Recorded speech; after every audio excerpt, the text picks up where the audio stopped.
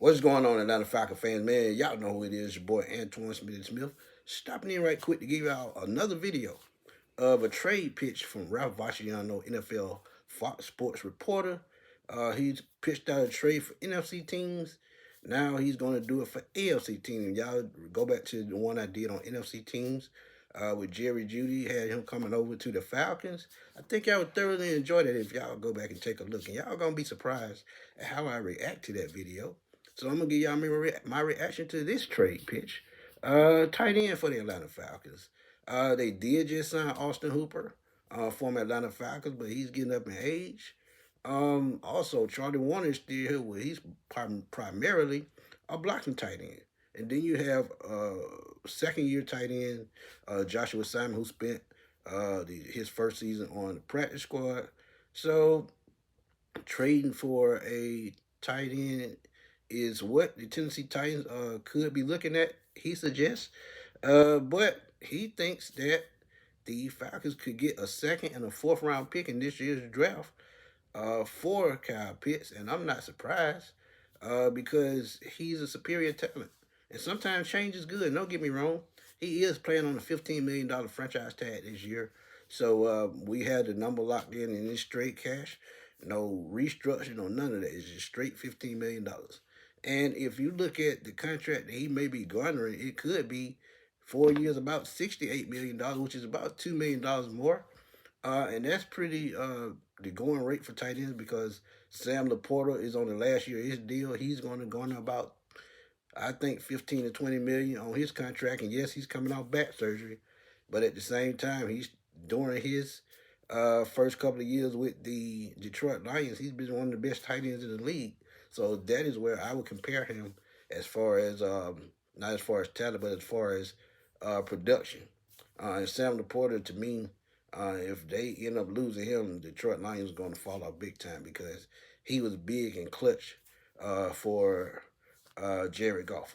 So let's look at right quick what Ralph had to say and why he thinks Kyle Pitts could garner these two picks in this year's draft. But this is what he says, man. The Titans are all about development of quarterback Cam Ward, which is true. And he had, to me, a solid season last year. He had growing pains, but that's to be expected. Said they are still a bit thin on players for him to throw to, absolutely. Calvin Ridley is 31 and coming off a broken leg, and he could be on the trade block or he could be released before the season starts. We'll see. But it said Tennessee's number one receiver would probably be Wan'Dale Robinson, who comes over from the Giants, but he's only 5'8". Tight end Chig Okawano left in free agency, and that's true. He's gone. So with him basically being the number one receiver at 5'8", it's not gonna fly. And they pay him a boatload of money too. But say the Falcons placed the franchise tag on Pitts, but haven't ruled out trading him if they can't sign him to a long-term deal. And one thing my boy A1 pointed out, and it was a great point, he wasn't even on the promotions. He was a former first-round pick, fourth overall, highest tight end taken, and you don't put him on the promotion of the new uniforms, that's kind of suspect. And if we've been telling y'all, Ian told y'all that he traded Khalil Mack, worked up a deal at the combine, and ended up trading him later in the NFL draft, and that brought in two picks. And what if you can do that? And Khalil Mack was in his prime at the time. Think about that. Kyle Pitts is still well in his prime at only 25 years old. So, look, anything can happen in the NFL. And think about it. You got Drake coming up, Bijan, and I'm starting to think with them not promoting him, they could be putting those guys ahead of him. But it says Pitts finally broke out last season, catching 88 passes for 928 yards and earning the second team All-Pro honor. We know about the 6'6", 250 frame, 25 years old. And he finishes off with a second or third round pick is reasonable, especially since the Titans can absorb a big deal for him much better than the Falcons can. And see, that's the thing. Titans have the cap space to give him any type of money he wants. And if he goes above that, and I'm telling y'all, the fact that I've already talked about him, about a long-term deal, and they're probably nowhere in the ballpark of what he wants. I'm telling y'all, he wants at least $20 million. and his franchise tag is $15 million. So he's going to want 5 over that. And the Titans have a lot of cap space. And I'm gonna put it at the bottom of the screen. This is how much cap space they still have. So if he wants 20 to 25 million, they can give it to him.